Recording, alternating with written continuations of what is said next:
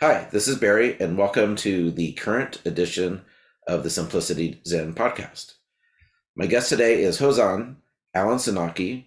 He's a Soto Zen priest and teacher and abbot at the Berkeley Zen. His longtime Zen teacher was Berkeley Zen Center's founder, Sojun Mel Weitsman, from whom Hozan received Dharma transmission in 1988. No, Alan is also, what's that? 98, Oh, actually. was it 98? Oh, I'm sorry. Thanks. Alan is also a folk musician and has been active in the Buddhist Peace Fellowship. He recently released a book that was titled Turning Words, Transformative Encounters with Buddhist Teachers, which was published by Shambhala. Thanks so much for joining us today. Are Thank you you. still involved with the Buddhist Peace Fellowship? Is that something you're still actively engaged in? I would say indirectly, Buddhist Peace Fellowship has been somewhat stepping back from activity for the last couple of years, and Mhm. I support them, and I'm also have my own small nonprofit, which is doing Buddhist-based training and humanitarian support, mostly around the world, but also on the southern border and in the prisons. So I have an organization called Clearview Project, and Mhm. it's a lot simpler. It's not exactly an organization. It's pretty streamlined, but Is it a 503? it is a 501(c)(3), yeah. Yeah. Uh, but I am in support of Buddhist Peace Fellowship. Mhm. How would you differentiate the two? Is yours more um, kind of service based, maybe? Well, no, actually, BPF was always, it has historically been a membership organization. Hmm. And and in a lot of ways, it had a kind of networking function, and it developed some programs and projects. Clearview Project emerged out of the need to have sort of direct support at the time of the Saffron Revolution in 2007 in Myanmar. And it's not a membership organization. Uh, I have a very wide network nationally and internationally, and I wouldn't say it's some of it is service, but also it's able to facilitate and provide resources for uh, groups and organizations in Burma, in India, in Thailand, and so forth uh, that are doing basically civil society training, uh, Hmm. or training in nonviolence, training in cultural survival. So basically, we support programs that I would view as uh, more transformative than service based. Okay. Is it Buddhist themed? I mean, is it explicitly Buddhist? No, I would say it's Buddhist based. Okay. So if we're working, say, uh, supporting uh, people who are doing actually service work on the Mexican border, U.S.-Mexican border, obviously that's, there are not going to be many Buddhists Hmm. that are coming over. And also, a lot of our resources, uh, we've done a lot of support for Rohingyas driven out of Myanmar, who are Muslim, and they've Hmm. been driven out of Myanmar into Bangladesh. And so, what I feel like it's based on Buddhist principles, but it's not necessarily serving a Buddhist population. Hmm. Are most of the people involved on your end Buddhists, would you say? Um, yes and no. I mean that's what's convenient about the way I've structured it is there are very few people involved on my end. Hmm. It's but the uh, people that I'm working with, I have a personal relationship with usually people in different areas, in different regions of the world. And not all of them are Buddhist. Some of them are Buddhist. Some of them are just people in need who have really good values and a really good track record. So that's not necessarily a qualification or a characteristic. Mhm. How do you guys fundraise for this? Is it mostly kind of grassroots fundraising? Do you have any corporate partners that or wealthy It's all angels type of thing? well, it's all grassroots actually. And I feel very good about it because over the last 15, 16 years, fundraising response has continued to grow. And I think it grows on the basis of people's sense of our integrity and also of our ability to get funds to places that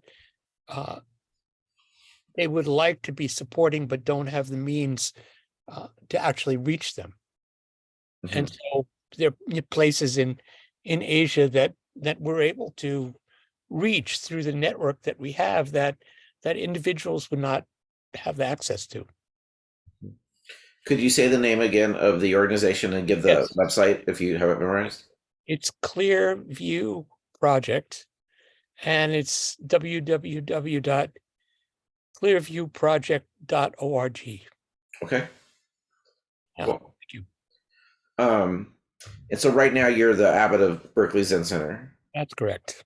And that's been about 4 years, I guess? No, it's been a little more than 2. A little more than 2. Okay. And your teacher passed away 3 or 4 years ago, or? Sojun Roshi died in early January of 2021. Okay. Yeah. My sense of time gets a little warped sometimes, It was mine. especially over the whole COVID time. Yeah. Time just kind of went out the window in a lot of ways. Yeah. So it's actually been maybe, I don't think I've been to Berkeley Zen Center since COVID. What's the Sangha like these days? Is it mostly old timers, or you having new people show up, or? Well, I feel like we've really done very well. I think we had just a great basis that was established by all those years with Sojun Roshi, and a real rooting in the local community. So, of course, like everyone else, we had to completely change gears when COVID came. But we seem to have weathered the pandemic and weathered Sojun's kind of simultaneous illness and then his death. And I would say we have more newer, younger, and a diversity of people showing up in the last couple of years, particularly since we've reopened. And so activities are still quite robust. There are a lot of older members who are around. And I think COVID really just threw another element into things. Basically, you can practice with us online instead of having to come in here every day. And so with an aging demographic, that's more convenient for some of them. So, the people are aging, people are experiencing the vicissitudes of age, and there's a generational shift that's going on. With the younger cohort, do their motivations of coming in and the way they engage seem similar to the older generation? Like, are they attending sesshin? Are they getting jukai or showing interest in it? Yes, they're doing all of that. And also, but I would say that the circumstances of their lives are different than, say, mine or some of ours were. there are a lot of pressures on people growing up now, economic pressures, social pressures. There are a lot of different opportunities to practice and to experience Buddhism. And so people are finding their way, and in a more, I would say, in a thoughtful and careful manner, rather than necessarily jumping in with 2 feet, sink or swim, the way, certainly the way I did, the way some of us did. But I had more flexibility in my life. I could also afford to do that, and you could live on much less income. It's pressures nowadays. People have student loans, people have health insurance, and rents are extraordinarily high here. And so it's a different ballgame. Right.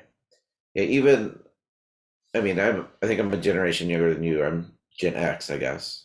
Or maybe you're technically Gen X, I'm not sure. But no, I'm not. Yeah. And like even my generation, I was essentially homeless for a while when I was doing,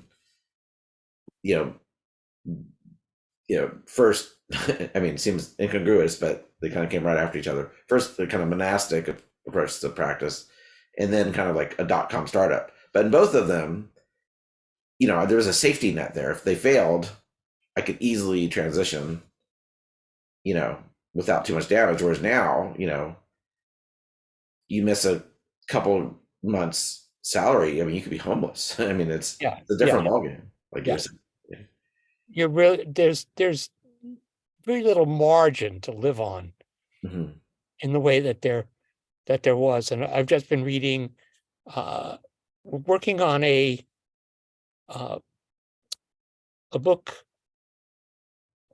of Sojun Roshi's that will be out in the fall, which about 1/3 of it is memoir and 1/3 of it is, and 2/3 are Dharma talks. But in the memoir section, he lived this bohemian life in the 50s and 60s, and boy, you could live on very little money. The original rent for the entire Zen Center, Berkeley Zen Center, which was in its original location, which was this big, beautiful house, was $130 a month for the whole place. Yeah, it's just a different world. Yes. Do you guys own the land you're on now? Is it paid off, or? Berkeley Zen Center is completely debt free. That's another thing that's been a great privilege through COVID, that we haven't really been under much economic pressure. People have been generous, but I know other places that have lost their centers. They were not able to keep up the rent, and it's been very hard. In other places, like even some of the large centers that we see around the country are facing the necessity of shifting their economic and practice models to make a go of it. And we've been very fortunate. We're doing fine. Do you have residential students living on the grounds there? We do. There's either 8 or 9 people, room for 8 or 9 people in residence, including myself and my wife Lori, and those residences are usually full, and we're doing that's all fine. But it's important to be clear that the residential practice is not like the higher level practice. In a sense, it's a convenient way to live. Particularly if you want to live and track and train and practice with some rigor, for those people, it's great. It's a great way to live.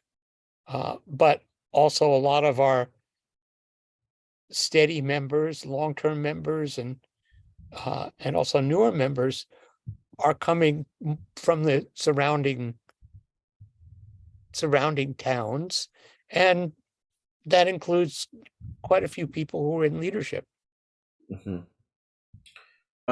You mentioned more young people coming. Do you think it's just a coincidence they're seeking it out, or did you guys do any explicit marketing, like at the university or anything like that? We are really bad at marketing. Mm-hmm. We have no marketing department.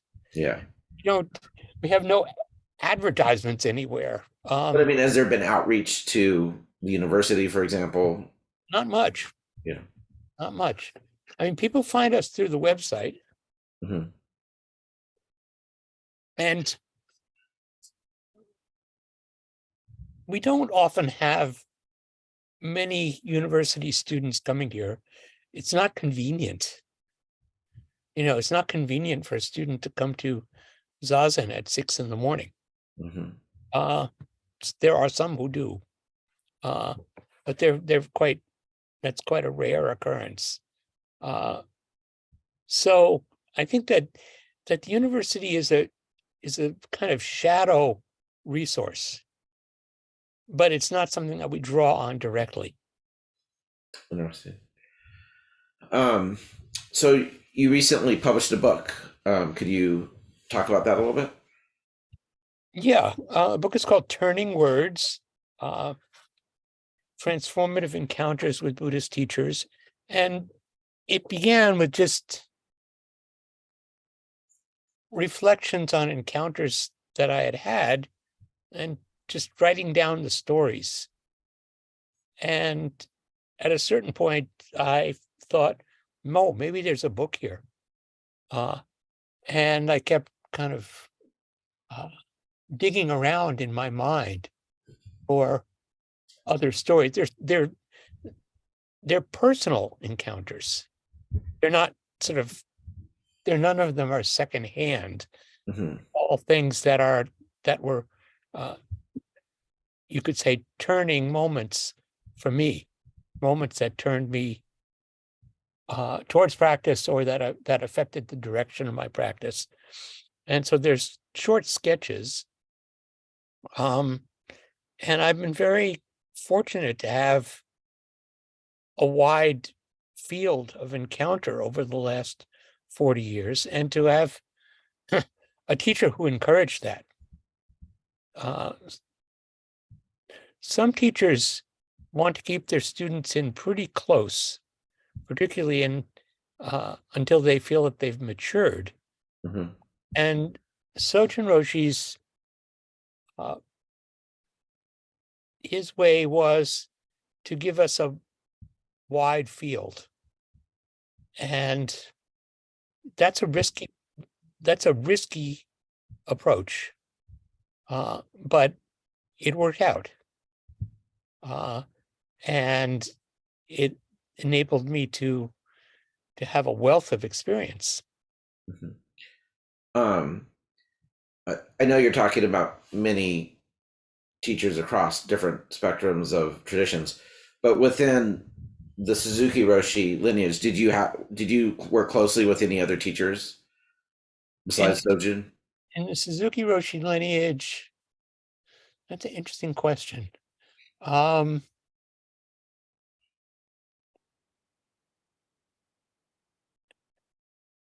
did a practice period with Tenshin Reb Anderson, Mm-hmm. which was very rich. It's more like those other relationships were Dharma friendships. They were Kalyana Mitra. So it wasn't working with other teachers in the sense of studying with them. It was in the sense of being with them and learning with them. And in that case, there are many people that I feel are have been my friends and teachers. Some of them I consider my elders, and I pay attention to all of them. Well, perhaps one exception has been your study with Harada Roshi from Japan, correct? Right, but that's not Suzuki Roshi's lineage. Oh no, I was kind of expanding. Yeah, no, Yeah. there are people that I studied with. I mean, I studied with Robert Aitken. Oh, did you actually study with him? Yeah, and with Harada Roshi. Those were, I would say, more formal study student teacher relationships, because they were or are Zen teachers. But yeah, those are very rich encounters. And Harada Roshi is still certainly still a figure in my life. And my son now is a student of his. Right. I remember, I think it may have been your Abbot installation ceremony where your son kind of surprised you with a rakusu. With his rakusu. Yeah, exactly. And you're like, oh my God. It was a really stunning moment. Yeah, it was during my mountain seat ceremony. And I hadn't known that was going to happen. And I know that Harada Roshi planned it, so that they could spring it on me that day, Is your son still practicing with him? Yes, but he's living here. He's living in Berkeley, and he's practicing, he's essentially practicing with us, but he still is connected there and sees Harada Roshi as perhaps his primary teacher. But he comes and sits in the Zendo. Oh yeah, he's got jobs here, and he's a visible person. Cool. So can you, this is kind of putting you on the spot a little bit, but could you briefly describe maybe one or two anecdotes from your book about conversations you've had? Sure. I was thinking of one today for a talk that I'm going to give in a class tomorrow. It's a class on going to talk about communication from Zen mind, beginner's mind. And I was thinking about an encounter. This was something that I'll just read you a short piece of it. This was an encounter that I had with Zengyu Paul Disco, who was one of Suzuki Roshi's disciples, and who's around. He's actually been practicing with us online lately. But we did a number of us did a practice period with him at Suzuki Roshi's monastery in Japan, Rinso in 1989, spring of 89. And so in this piece, I describe a little about Rinso and then I say, down a winding road from the temple is the crossroads village of Sakamoto, a few miles from Yaizu, a busy fishing port. We often wandered down to the small corner store in Sakamoto for snacks and last-minute groceries. Once we had settled in at Rinso-in for a few days, Paul spoke to us about how to understand what we were seeing day by day at the crossroads. He told us to watch the old ladies who meet on the narrow bridge in town. Often, their backs were bent from years of inadequate diet during the war and post-war years. But they had a lightness of motion and expression that was clear even from a distance. They would encounter each other, stop, exchange words, and bow continuously, bobbing up and down like those drinking bird toys. Paul explained that the words exchanged on the order of, how are you? How is your family? Nice weather today, and such, were not significant. The essence of their connection was in how kindly and warmly they bowed to each other. Once I realized that, I've always marveled at the intimacy of Japanese culture, which can otherwise seem so layered in formality. So that's just one anecdote. Another one which I can tell was with the Zen teacher at Ring of Bone, Nelson Foster. Yes. When I was working at Buddhist Peace Fellowship, I had in every issue of our journal Turning Wheel, I had a director's column. And in one of my columns, I sort of sloppily wrote something about the necessity of staying in the present. Which is kind of like, it's kind of a cliche, right?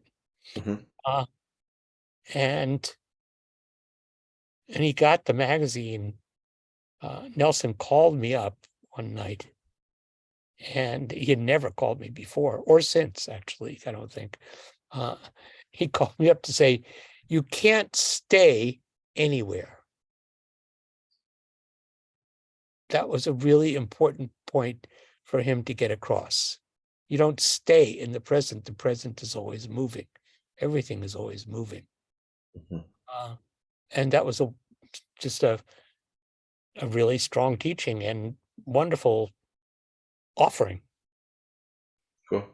Yeah. Have you ever been up to Ring of Bone Zendo up there?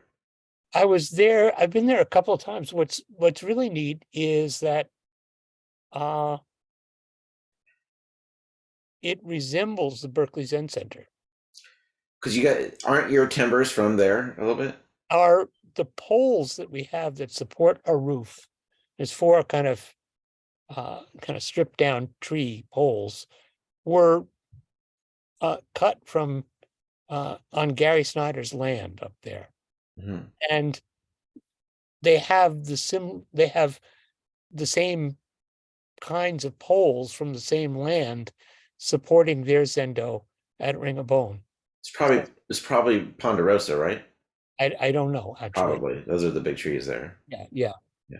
So there's a kinship there. Yeah.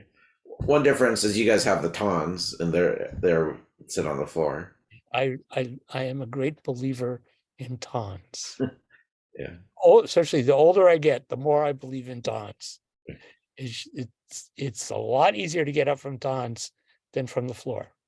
Yeah, and something about it just seems more like formal. Like, oh, I'm at a Zen center practicing Zen, like a grown up. I don't know.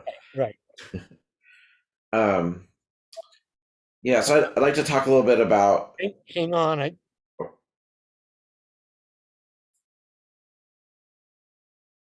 Okay. I hope okay. I think I just shut it off, but I'm not sure.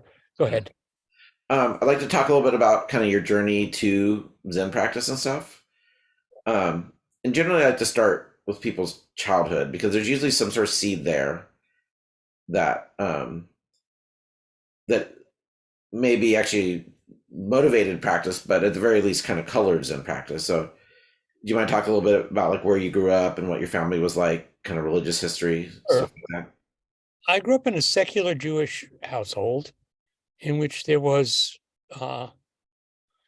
in my immediate generation, there really was no religiosity at all.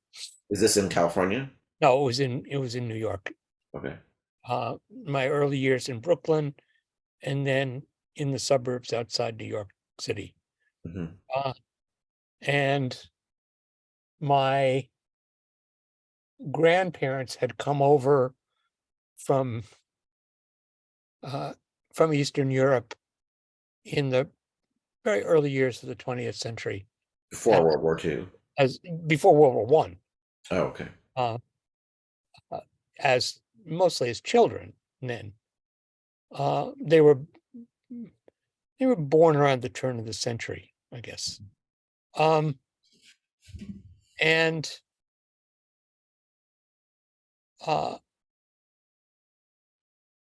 we had the only religious presence in our life were my mother's parents, who were Orthodox Jewish, and on my father's side, very, very secular. And I didn't have much to do with religion until I was about 10 years old, when I started going to Hebrew school in preparation for my bar mitzvah. And that was not a happy experience. How come? Well, I think, to be fair, the expectation at Temple was, here at Temple, we're providing a certain element of education, but really the heart of your education, your religious education, was in your home. And there was none in my home. And so what I got at the Temple was pretty much dry as dust. And the only reason that I was there was kind of in fulfillment of obligation to my mother's father. And so it was difficult. And that went on, for 3 or 4 years of religious education, which was just not meaningful to me. You had a bar mitzvah, though. I did have a bar mitzvah, yeah. Would you guys celebrate Passover? And Yeah, we would. Yeah, Passover was about it. Mhm. We would go to Brooklyn to my grandparents' house generally. Eat some gefilte fish. What? Eat some gefilte fish. Well, I didn't like gefilte fish. Yeah, my grandmother's food was very good, though. Yeah. So there was not a particular. There was no religious orientation, and as soon as I was bar mitzvahed, I basically never went back to the temple. And I had this idea of myself as pretty hardcore rationalist, and completely disinterested in ritual or ceremony. And I will say, though, what was always a yearning for me was a yearning for community. And I think that partly that was because my own household upbringing was quite dysfunctional. And I don't even want to go into the details of that, but it was really hard. And I had to take care of myself. And so the family was not necessarily, with a couple of exceptions, was not necessarily a refuge for me. And so I was always looking for community. And you go ahead, you give a question. Oh, what year did you kind of enter your upper teenage years? Like what era? Were you becoming an adult as the 60s really kicked off, or were you No, I was that? I was born in 47. So what happened was I went to private school through 8th grade. And then I went from there to public school in the suburban town, Great Neck, that I grew up in. And it was like, that was the watershed. So from that point on, I fell into a circle of pretty free-thinking young people. And that was the first community that I had. And those are, those are still my friends. outwardly would people characterize the group you were in as hippies, do you think? No, there weren't any hippies then. Mm-hmm. This is beginning, say, in 1962. Mm-hmm. We identified with the Beat generation. We were also involved in civil rights work and in ban the bomb work. So we were affiliated with left causes, and then simultaneously, I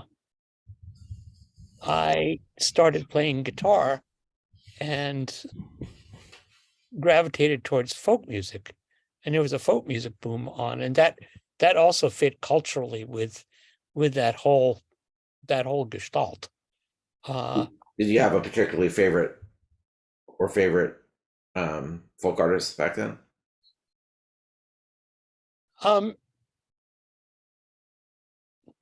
Well, if I had to say a favorite, Or influential, maybe is a better. yeah, I mean, I think that Pete Seeger was incredibly influential on all of us. And I don't think almost everybody who got into folk music owes a debt to Pete. But the music that I liked his music, but very quickly I gravitated towards traditional styles of music, of blues and bluegrass and old time music, mostly Southern styles, and that's what really spoke to me, and still does. Mm-hmm. And started again. That was a social experience. It was always playing music with people, and so I've been doing that. I've been doing that for 60 years. I'm trying to remember. Do you play guitar or mandolin now, or I both? play guitar, mandolin, I think bass. I've seen you literally. I think I've seen you maybe even somewhere on Berkeley Zen Center playing a mandolin. That for some reason I have that picture in my Yeah, head. I do play mandolin, Yeah. but mostly guitar these days. Mm-hmm. Um, So those were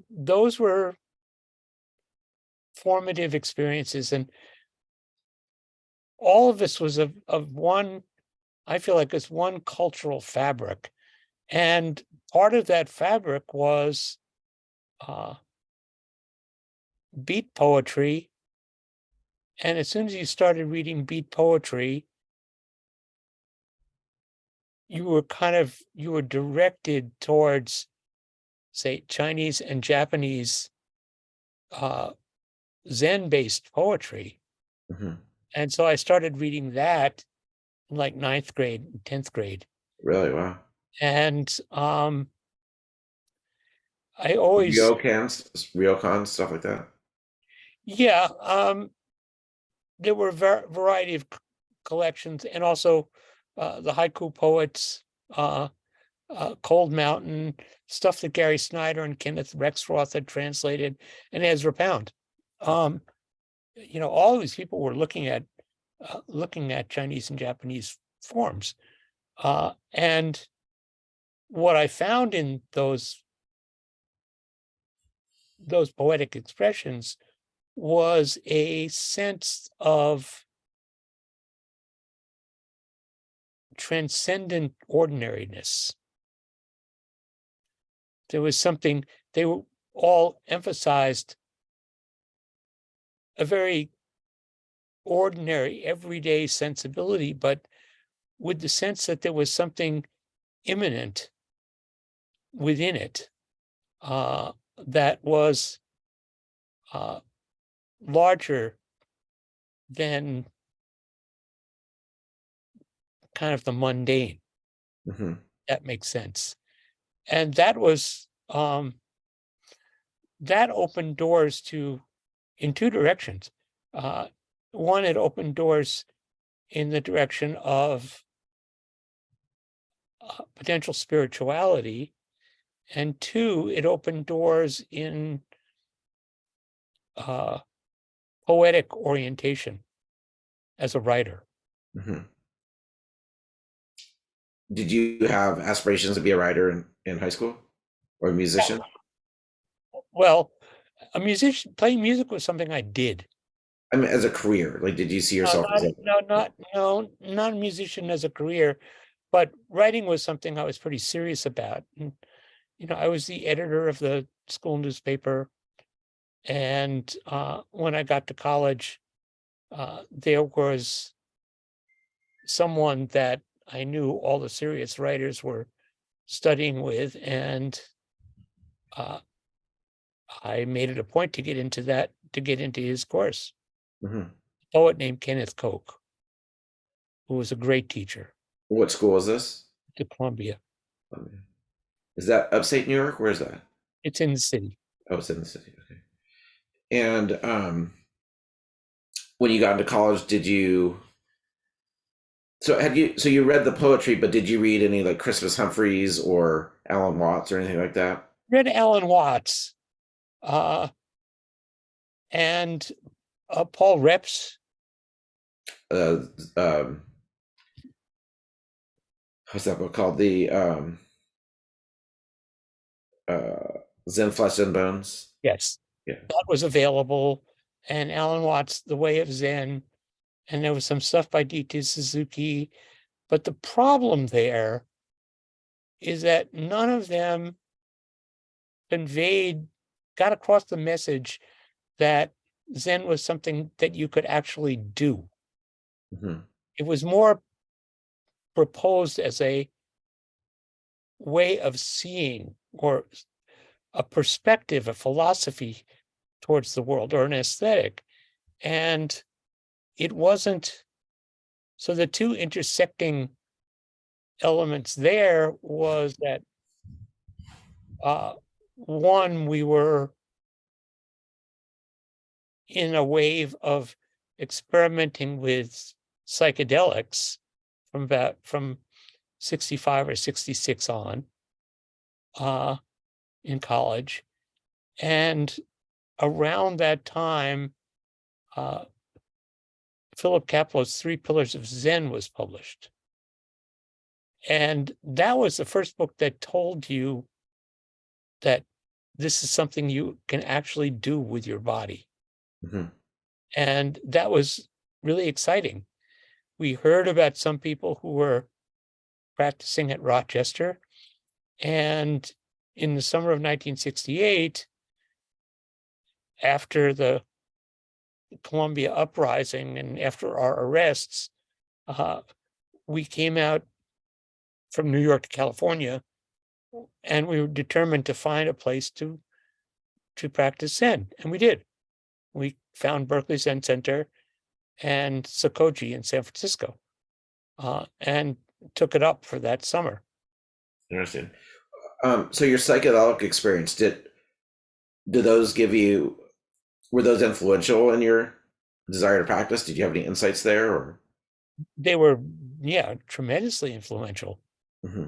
I mean, it was like, as you have Aldous Huxley, I think, quoting Blake, opening the doors of perception. It's like other realms of reality were open to us, Mm-hmm. that were right there, but it took this kind of chemical stimulus to allow us to see it. And at the same time, we had a sense that there was a way to come to similar perceptions without drugs. And we thought that Zen might point that way. Mm-hmm. Were you influenced at all by the Enlightenment Stories chapter in 3 Pillars of Zen? We're like, Yes hey, and this is a no. little bit like what we did. Yes and no. I mean, yes, that there were parallels. The problem that I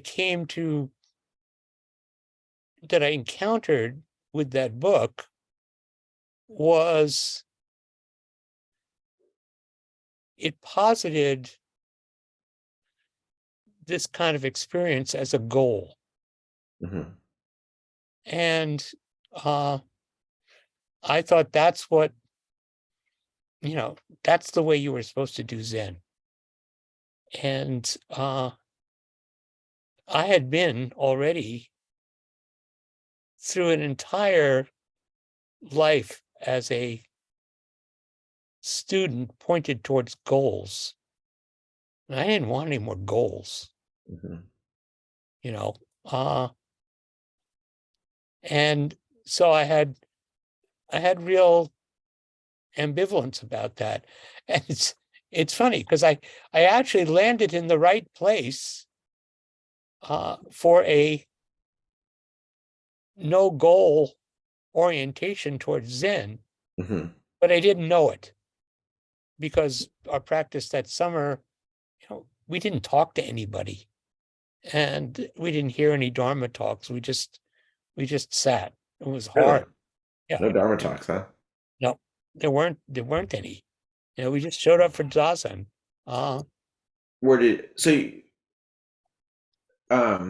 Why San Francisco Zen Center and why Sokoji and Berkeley Zen Center instead of Rochester or?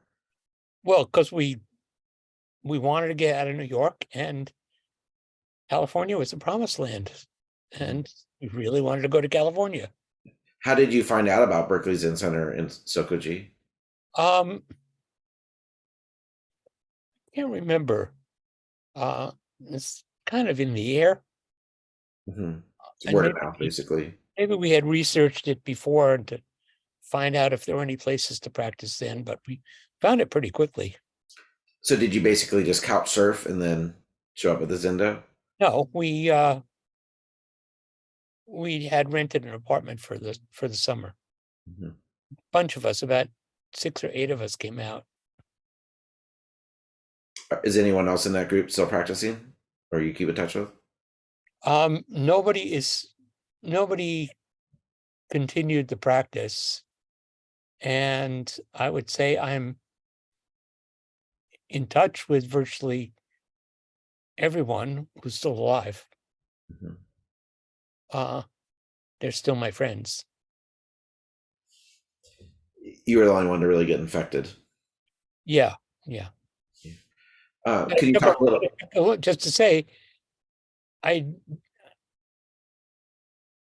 came back to New York with the intention of taking a practice and with the idea of maybe going to Japan, and that all fell by the wayside given the cultural turmoil that the world was in 1969, 1970. And it really wasn't until I walked back into Berkeley Zen Center in the early 80s that I continued the practice. Oh, interesting. Did you get to see the Grateful Dead or any of those classic San Francisco bands when you went out there to visit? Oh yeah, actually. Well, first of all, I had friends who were particularly friends with Garcia, Mm-hmm. because Garcia was on the kind of bluegrass music scene. Right. And we went and visited him one day. And also, a couple of us had brought the Grateful Dead to Columbia during the strike to play. Well, I've seen a video of that show. Right. Well, no, you've not seen it. That video is really weird because it's the videos of the show, but the sound is overdubbed. Oh, and I didn't realize that. Yeah, it's terrible. But yeah, there's a photograph of me staring up ecstatically at the band. Really? That's great. Yeah, it was a great moment, Mm-hmm.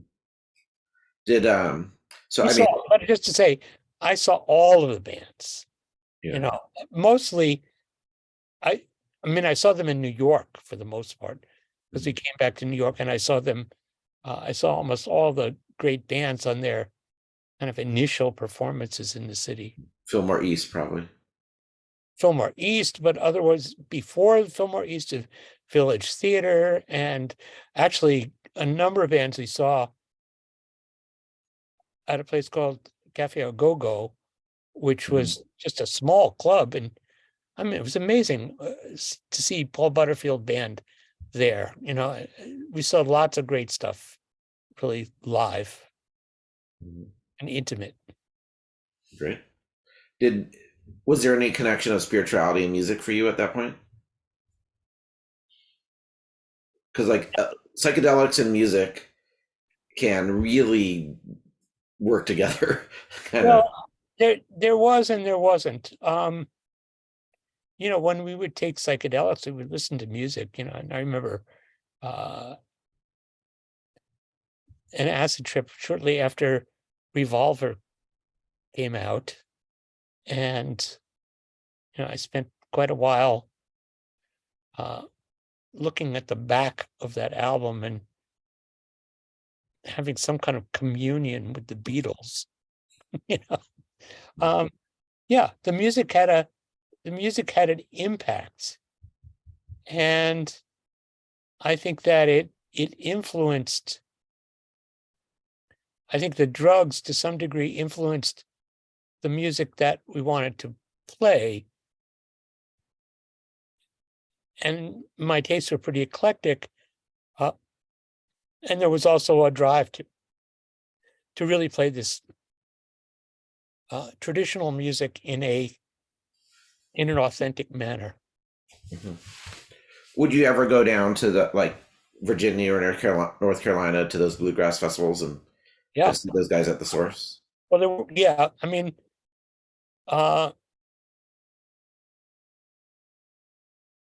that's what I did in subsequent years, beginning in about 67 or 68. And so, you know, I spent a fair amount of time touring in the South and performing in the South, and meeting the older generation of musicians who were very incredibly generous with us. And I feel like there's a parallel there to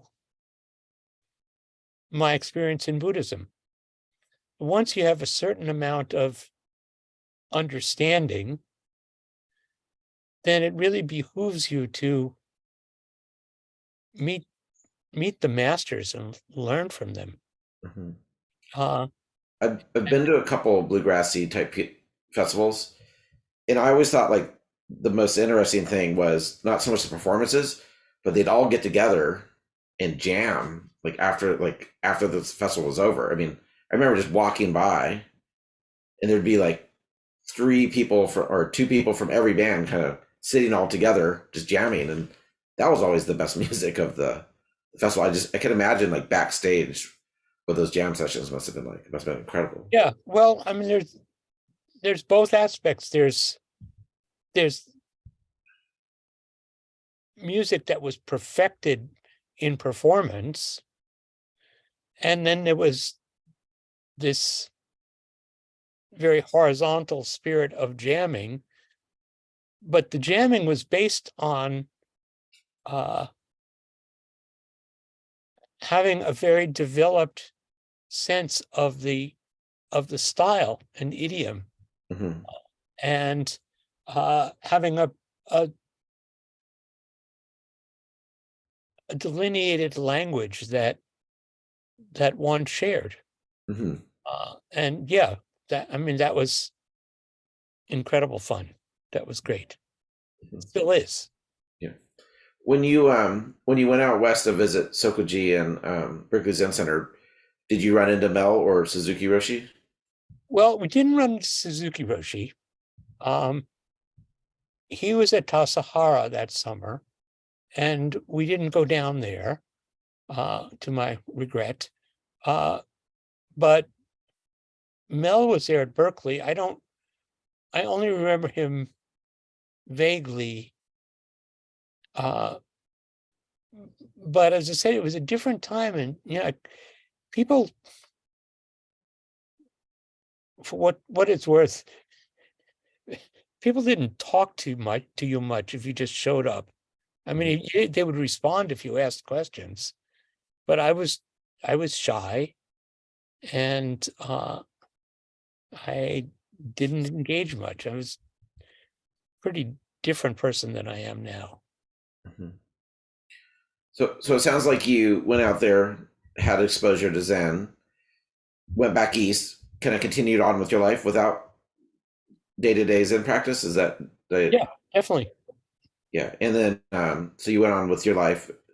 Yeah, presumably got married, and oh no, you met your wife at Tassajara, right? I was married before. Oh, okay. And what brought you back to Zen? Like, what were the life circumstances that allowed that and Very precipitated that? simple. I ran out of script.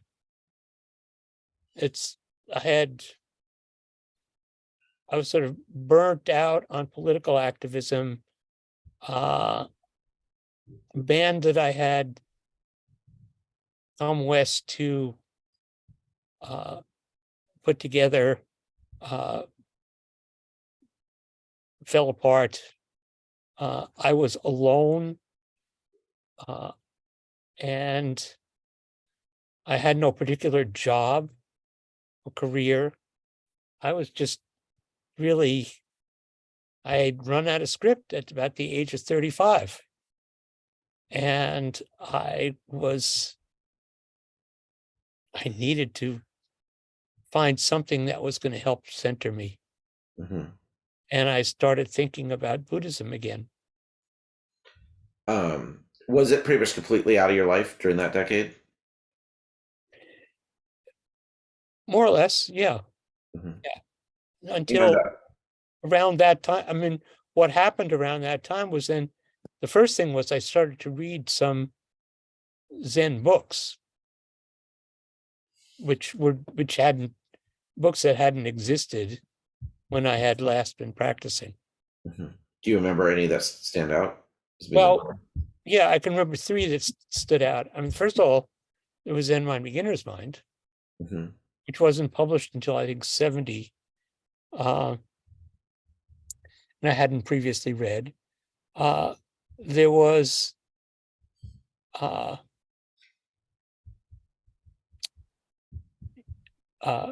der Vettering's book, The Empty Mirror, and Peter Matheson's book, The Snow Leopard. Is that the one? Right. He has that, and he has the seven-headed dragon or something like that. Oh, that was later. Okay. What is it? So Snow Leopard, a memoir? Yeah, it's a memoir of a sort of a quest that he made looking for this elusive. Okay, yeah. Yeah, I get his books confused. It's been so long since I read. Such a brilliant writer. Yeah. And great person. Yeah. So those are things that I read that really led me directly back into practice environment. So were you living in California and just stopped by? Yeah, I was out here just for the summer of, so here's the timeline. I was out here for the summer of 68. Then I moved out here from 1970 to 74, and I wasn't practicing. I was doing political work. Then I moved back to New York and Boston. And then in 81, I moved back here to play in a band. And so it was that iteration of West Coast life that's when I took it up again. Did you go to San Francisco Zen Center or Berkeley Zen Center? I went to Berkeley. And it was in a different place. It had moved. Yeah. To where it is now. Yeah. And then, so you just showed up for Zazen one day to start sitting? Well, I called up first, and I got somebody on the phone, And I said that I had Zazen instruction in 1968, and I wanted to take up the practice again. And I was wondering, well, what should I do? And the person on the other end of the line said, you should find a wall and sit down and stare at it, which I thought was a very peculiar and precisely targeted message for me. It was great. Mhm. I was very amused that somebody would say this. And so I showed up, and as soon as I walked in here, I was home. I just felt had the certainty that I was home. And you didn't have that feeling your previous visit? No. Did Zazen feel different, the experience of it?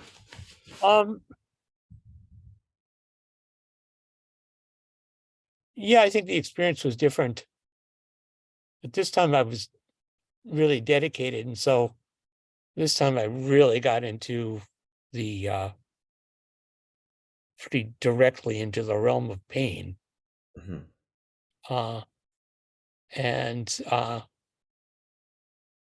But really I had nothing else to do, so Mhm. I just said, I'm going to do this. So it sounds like, you were kind of lost and rudderless and maybe unhappy with life, and that was a motivation to come to practice. Was there also kind of existential, why are we here? What's this all about? Like, was Yes, that was, yeah. And in fact, the proximate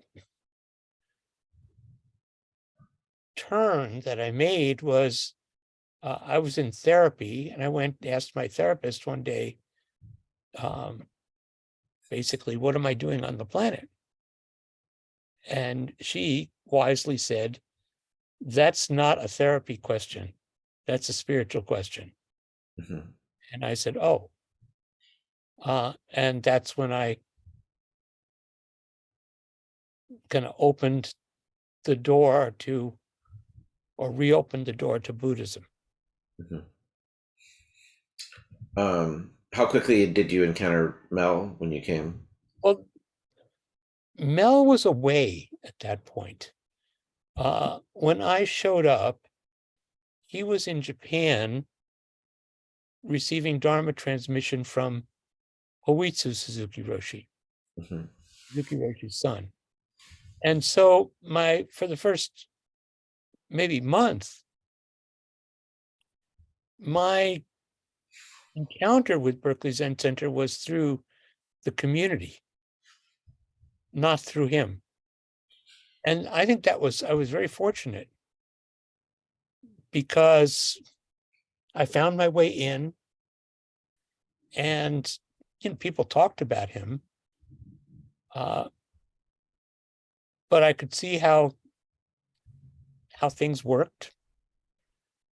And then when he came back, it was like the missing piece of the mandala had fallen into place, and I could see how, on the one hand, he was a pivotal person, but still everything operated quite well without him. Mhm. And so I established my relationship with him then after he arrived, after he returned. But I also always felt a very strong and kind of primary relationship to the Sangha. That's nice. Yeah. Did you have Dokusan with him pretty quickly when you got back? I think so, yeah. Yeah. What were you? Do you think you would have stuck with Zen had it not been for him? Or, I mean, so it sounds like you felt like you were home before even meeting with him. Right. But was there something about him that like just kind of made you gravitate towards him as a teacher? Was there any qualities of his that were attractive? Well, first of all, he was the teacher, Mm-hmm. And Well, you could have gone across the bay to the San Francisco Zen Center. You stuck around for a reason. I could have. Yeah. I stuck around because I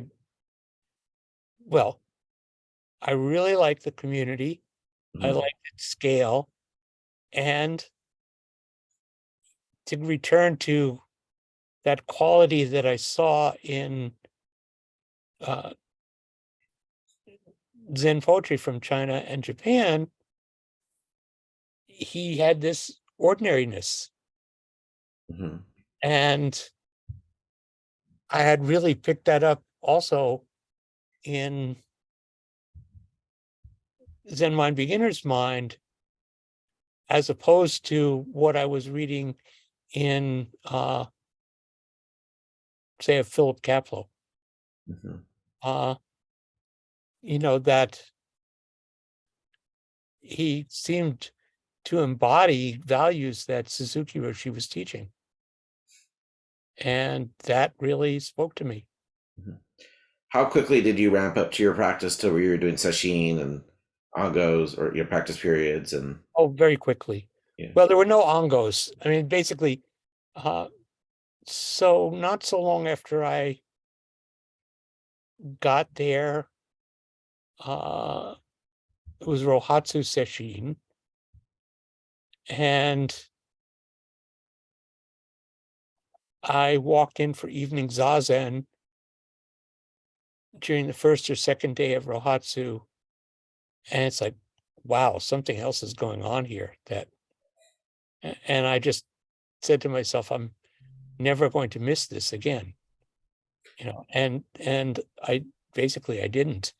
And so from the next one day and multi-day sittings that there were, I just did them all.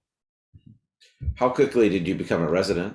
What that kind of became your life? I became a resident about a year after I got there. Mm. I think what happened, I can't remember exactly the timing. I think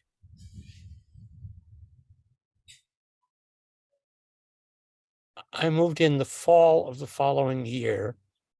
And then I went to Tassajara for a month. And then, I was there. So I've been there. I've been here continuously for like 38 years. It's crazy. Did you take Jukai pretty quick? The rule back then was you're supposed to be practicing for 3 years. So I didn't practice for 3 years. I think I got Jukai in 86. Did you study for it, or was it just kind of like, oh, you've been here long enough, let's do it? There was no studying. It's interesting. So there was a lot of, for me, I found a lot of creative room. Mm-hmm. So there was no studying. There were no angos as such. What happened was, after I went to Tassajara, I came back. This is after I went to Tassajara in 88. Right. We had our first priests who were ordained by Sojun then. And I had been to Tassajara for a practice period. And a full practice period. Yeah. And I came back and said, Sojun, we should have a practice period with Shusos. And he said, that's a good idea. And so we started. So we've had now, let me just think about it. That's right. We are in our 33rd practice period now. Mm-hmm. Who was leading the practice period at Tassajara? Reb. Mm-hmm. Yeah. Was that dramatically different experience? He's very, at least at a surface level, his way of approaching Zen feels, at least to me, felt differently than the way Mel did. It was different. And they're very different personalities. But I could see the common root and common love of Suzuki Roshi. Mm-hmm. Both of them. They took it in slightly different directions, but they were both they both taught from this common orientation towards Suzuki Roshi's teachings. Had Richard Baker left at that point? Richard Baker left, yeah. He was gone, I think, in 84. And I feel blessed that I just was not caught up in that at all. So it didn't like affect your motivation to practice or make you disillusioned or? No,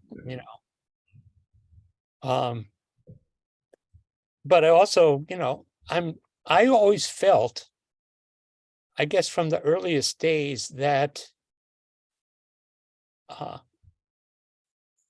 this was one practice. What we had in Berkeley and what they had in San Francisco and Tassajara was all Suzuki Roshi's Soto Zen practice. And so when I went to Tassajara, actually nobody had gone to Tassajara from Berkeley since Suzuki Roshi had died. Mm-hmm. I was the first person to go, and nobody told me I should go.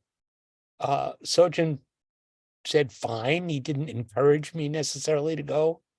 And as afterwards, that became more of a really common activity for people in Berkeley Zen Center, and Sojun saw that as a sort of a necessary piece of people's formation as students. The way it evolved too was, you would do like a summer session and earn practice credits, and then you could use those to go to practice periods at Tassajara or the other practice places. Did they have any system like that at the time? Like, did they charge you to go to Tassajara, or did you? Hey, yeah, but it was not expensive. Yeah. When you saw the first priests who were ordained by Mel, did you think like, I should probably do that? No.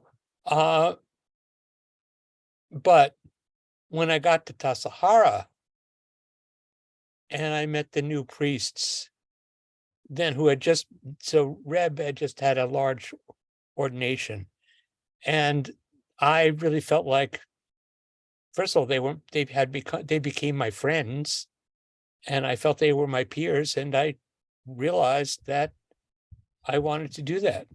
Mm-hmm. And so, I came back and began that process of inquiry with Sojun. Mm-hmm. And back then, were people sewing their own robes and rakusus and stuff? They still are. Yeah, I know, but certainly now. But I'm wondering, was that kind of there from the beginning? Yes. Yeah. Oh, yes. Because as you probably know, it's not really a tradition in Japan. Well, it is. It's interesting. There are some places where it is. I think I might be pronouncing that wrong. Antaiji. Yeah. Also, a place where I did some training, Zuyoji. First thing you do when you show up there is you sew an okesa and a rakusu in a week. It's pretty intensive. What was the temple called? Zuyoji. I don't think I know about it. It's in Shikoku. Okay. Or it's not Shikoku. It's in the lineage of Hashimoto Eko Roshi. Okay. So once you started the kind of the dialogue with Sojun about becoming a priest, how long did that process take?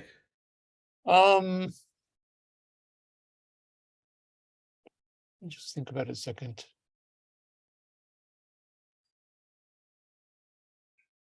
I think it took about 8 months. Mm-hmm. Was that just kind of like just more of the same for you, or was it like emotionally poignant to get ordained? Well, there was a lot going on in my life. So everything was poignant. And I would not have ordained me given all that was going on in my life, but he did. I had met Lori and fallen in love, and we were negotiating our relationship. And sometime that year, she moved in with me here. Mm-hmm. And also, I was having cardiological problems, and so I was kind of caught up in big medicine, Mm-hmm. and all this was very challenging. Mm-hmm. And so all of that fell together. Mm-hmm. Did you have a cohort you got ordained with, or was it just you? No, it was just me. And that happened at Berkeley Zen Center? Yep. And so you've done some Japan oriented, or Japan. You've practiced in Japan. Where did that come in your practice schedule? Well, the day after my ordination, I went to a 1-month practice period at Rinso Inn. Led by Hoitsu? Led by Huitsu, yeah. That's Suzuki Roshi's son, for people listening. And then later I did an official Soto training for a month at Tsuyoji. That was, I don't know, 8 or 10 years later. And that was like a real Ango, like a No, it was part of an Ango. Okay. We were only there for a month, but it was like a special teaching training opportunity for Western priests to get authorization from Sotoshu. I see. Was this post transmission? Yes, it was post transition. So did you get your own room, or did you sleep on a ton, or? Not all. Both places, like at Rinso Inn, we slept in the Zendo, one person to a tatami mat. Mm-hmm. At Tsuyoji, we slept in a small tatami room. Yeah, there was no privacy. And all meals were oryoki?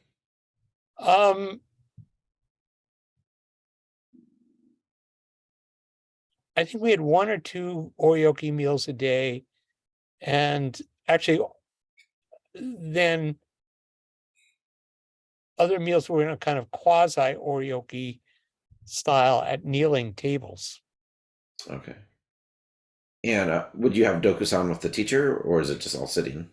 No, there was no dokusan. And then ceremony, is it called zuis or something? Where you Zuisei. Zuisei. Yes, that was at the culmination of it. We did Zuisei at Sojiji and Eiheiji. Was that pretty cool? Yeah. Uh-huh. Yeah. It was very, very high church. You basically you just bow to the founder and stuff, right? What you are is you are ritually abbot for the day. Mm-hmm. You're the officiant, which means you're standing in for the abbot. So it's a wonderful ceremony. So you're basically doshi as abbot, kind of. You are the doshi, yeah. And that is kind of the public acknowledgement of your Dharma transmission. Mm-hmm. And did you have to learn new forms for that, or is it the basic stuff you'd already know? Learn completely new forms, and there were different forms in Eiheiji than for Sojiji. Uh-huh. They had to give us a lot of training. Yeah. And the Japanese there treated you well? Oh yeah, they were really wonderful. So jumping back a little bit, at some point did Sojun Mel, did he broach Dharma transmission with you, or did he kind of surprise you with it, or how did that happen? He surprised me with it. I mean, what happened, I think, was in 95, Maezumi Roshi died suddenly, Mm-hmm. and he was not very old. And I think it was shocking to many people, including Sojun, who felt that he needed to. He had quite a number of Dharma heirs at that point, but he needed to ensure the sustainability of Berkeley Zen Center. And he had none of, so myself and Maylie Scott were the people who he chose to give Dharma transmission to from Berkeley Zen Center. You were the first Berkeley Zen Center. We were, yeah. You know, Maylie Scott was the first Zen priest I ever met in my life. Oh, where was that? I was going to school up in Humboldt County, and she would come up. She was like the visiting teacher for the little Zen group up there. Right, and then she became the teacher. That was after I left. Right, and then, I, after her death, I went up there for 20 years. Mm-hmm. Yeah, I remember seeing that on the newsletter. Anyway, so Sojun just,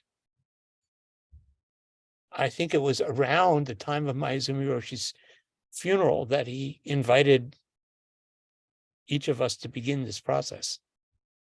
At that point, you started sewing new robes and stuff. Yeah, and studying. Mm-hmm. Studying with him. What did you study? We studied Dogen's transmission fascicles. We studied a private text called the Samotsu Hiben, which is basically it's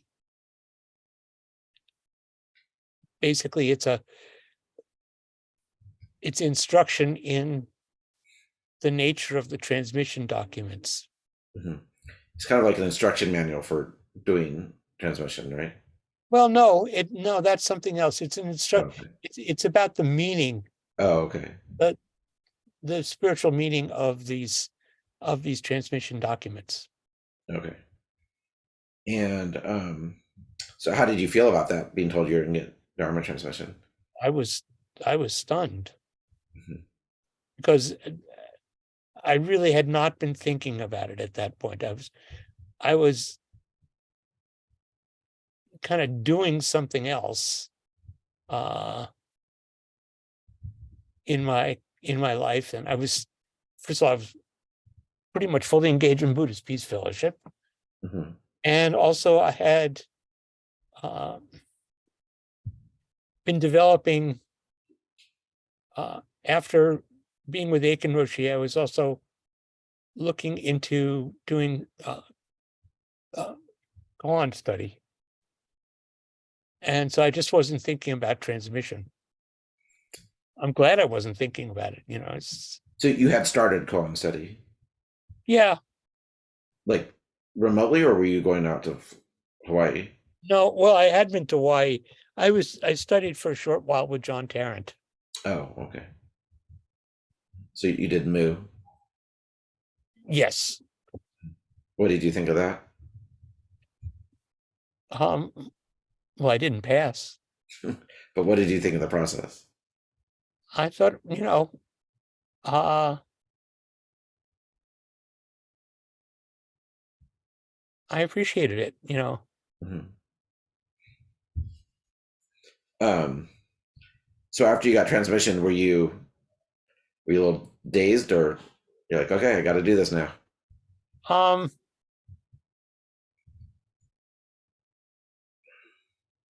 It was more like, well, now what?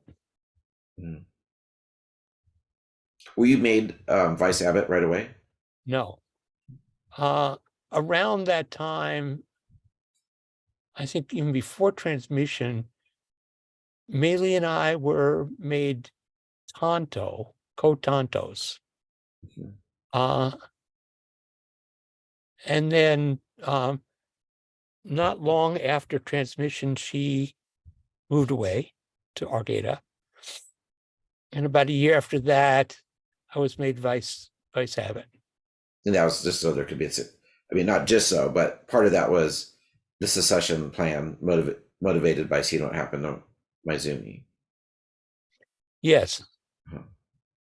Except it was not made explicit to the community. The whole thing was very murky. Mm-hmm. I'm not sure I want to talk about it particularly. Well, that's fine. Yeah. So at some point you met the Japanese Rinzai priest, Harada Roshi. Harada Roshi. Sorry. How did that come about? Well, a number of people had told me about him. Yvonne Rand and Chosen Jan Bass. Mm-hmm. And they all said, "Oh, I think you'd like him." And so I just decided I was going to go and do a session with him at Sogenji, at Tahoma, rather, mm-hmm. on Whidbey Island. Had you corresponded with him first, or? I think I corresponded with somebody. Mm-hmm. It might have been with Shisan. Was this post-transmission? Yes. Okay. And what did you think of that whole experience? Well, it was really hard. Didn't you write it? I think you wrote an article calling him the nuclear reactor of Zen or something like that. Yes. So he's intense then. He's very intense. Uh-huh. And he was really, really encouraging to me. Mm-hmm. It's like I felt that he kind of knew about me and was incredibly supportive. How did that manifest itself? Just by saying like "good job," or like was he verbally encouraging? Like, he was verbally encouraging. I mean, he was certainly very intense in the Dokusan room,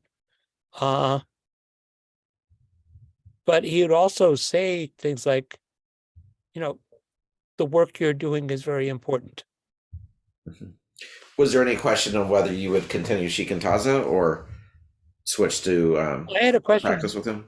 After I did my first sesshin, and I came back for the next sesshin, I asked him how he wanted me to be working with him. Did he want me to be doing koans? And he said, no, you already have your practice. Mm-hmm. And then he said, just bring yourself completely to Sanzen. Mm-hmm. So that's another koan. So I hope not. I mean, if you don't want to go to this level of detail, you don't have to. But I'm curious, like how a non-koan Dokusan worked with him. So you came in, did your bows. Well, the first one was pretty intense, and basically he said, "Show me your breath," and I couldn't. I couldn't really keep my attention on my breath. And I was just honest. I said I couldn't. And then he basically said, breathe with me. Mm-hmm. Like the extended out breath? Yeah. And then subsequently,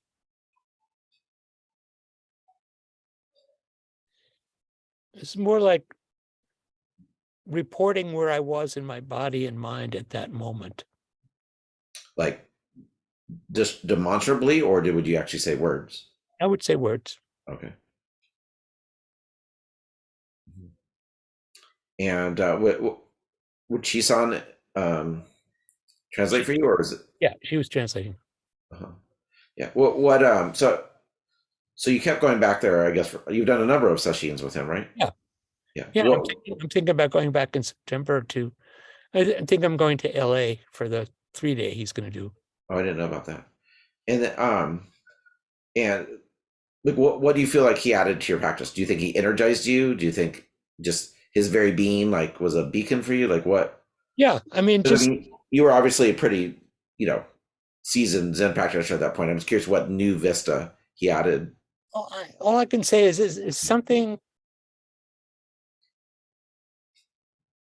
about the intensity of his energy, very different than Sojun. Mm-hmm.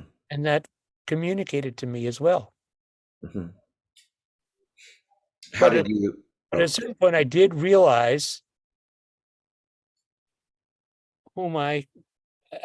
before that, I had realized Sojun is my root teacher. Mm-hmm. So there just is, there's an energy to that practice that's different than ours. And I appreciate that. Mm-hmm. Someone once quoted you to me, and they said that you basically felt like the way the senior monks in his tradition and then the senior monks in your tradition, you didn't really see much of a difference in how they comported themselves and lived their lives. And is that an accurate quote of yours? Yeah. I mean, the problem that I see there, which concerns me, is that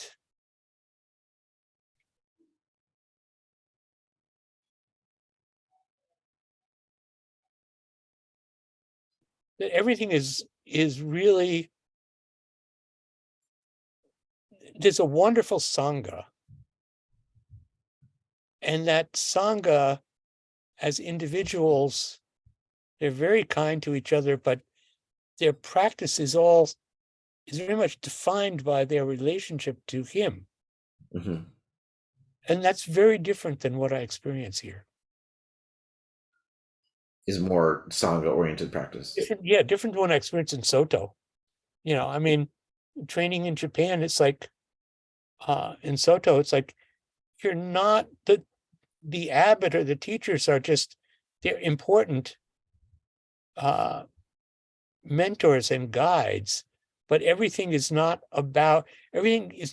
done in the context of the transaction of your relationship with that person.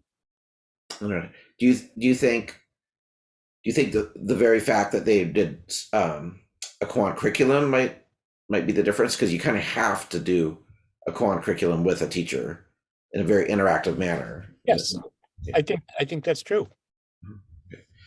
So one last thing I wanted to hit on before you leave. So you became Abbot. I'm curious how the texture and dynamics of your practice has changed since your mountain seat ceremony, and if anything surprised you, or what challenges have been, what joys there have been. I'd like to hear a little bit about that. Well, it's very hard to take on a new job at the age of 74. When a full-time job, Mm-hmm. when all your friends are looking at a retirement. Right. And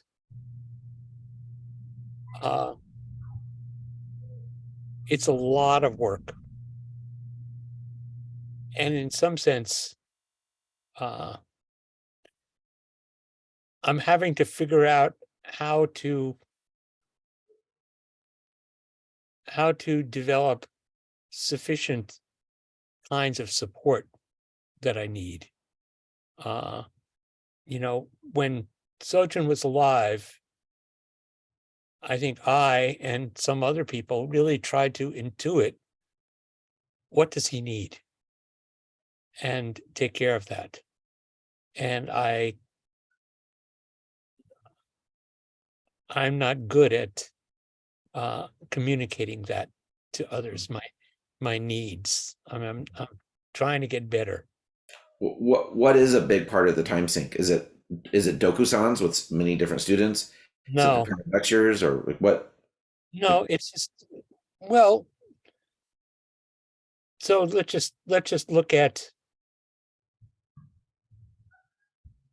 the next few days. So there's this interview with you. I was at Zazen this morning. I'll be at Zazen this evening. Tomorrow morning, Tomorrow I've got Zazen, and I also have to prepare for practice period class. On Friday, I have to do a bonsan, an evening gathering to talk about Zen forms. On Saturday, there's our Saturday program, and then we have a training for doans and kokyos and fukudos. And then Sunday we have a work day, and then Monday schedule begins again. You know, it's a lot. It's a lot to do, and to feel that, to be really aware that my presence makes a difference.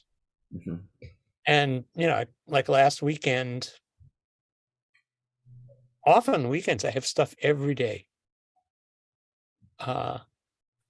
And it's a lot of work, a lot of preparing, and then I haven't really mentioned hardly all of the meetings. Like Dokusans and like group meetings. Practice committee, coordinating team meeting, the priest meeting on Friday morning. What is that? The priest that you're training? No, Berkeley Zen Center priests. I see. Are you training any priests right now? I have nobody. There's no one here that I have ordained. You've given someone Dharma transmission, I think, right? Given 3 people Dharma transmission. I'm about to give 2 others Dharma transmission. But those 3 are not here. I see. 2 of them are in Germany and one's in Oregon.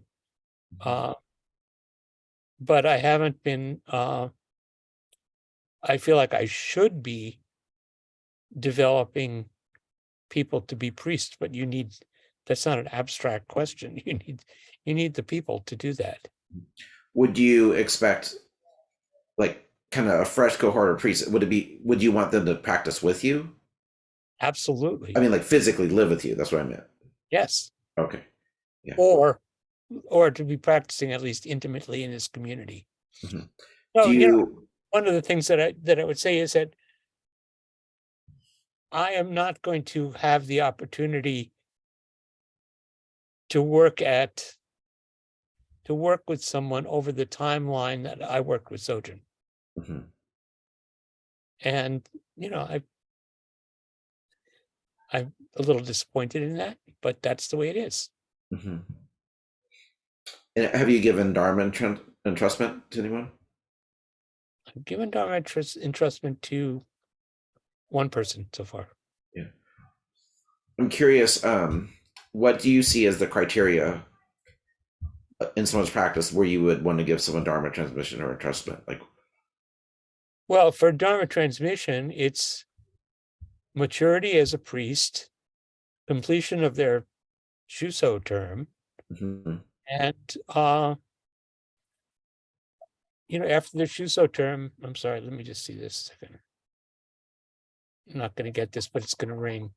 Okay, that's fine. Call from anonymous.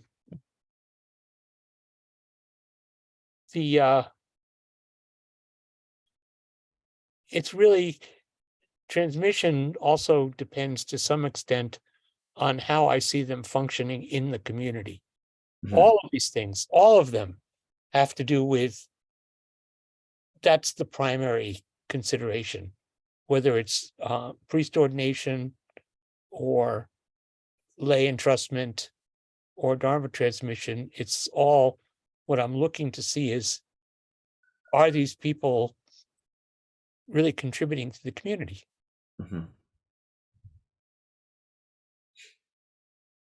Cool. Or are they contributing, in some cases, are they, even if they're not here, like the people that, like I have 2 students in Germany that I transmitted, what are they doing in relation to their community? I'm not really interested in free range priests. I imagine, at least in the case of priests, you're also looking for aptitude in priestcraft too, right? Like actually being able to Yes, do generally, the job, like It's being a not- doji and all that kind of good stuff. that's part of what I see as their responsibility to the community. Mhm. But I don't necessarily, there are all kinds of priests. There are people who are priests who are not necessarily going to take a liturgical path. Mhm. But I'm open to that, but I'm not looking at anyone like that right now. Great.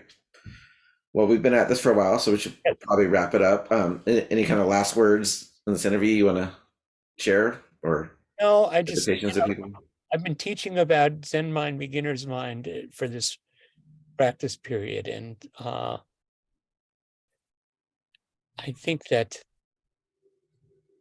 this beginner's mind, the mind of just open, not knowing and receptivity is like, that's the fundamental mind state of us as practitioners. And I want to cultivate that for myself and help others cultivate that. Awesome. Let's end it there. That's perfect. Okay. Well, All thank right. you. So let me Thank you. know what the timing is on this. Probably 2 or 3 weeks from now. Great. Okay. Okay. All right. Thank you. And if there's anything else you need, just get in touch. Awesome. Thank you so much. Okay. Bye, Bert. See you.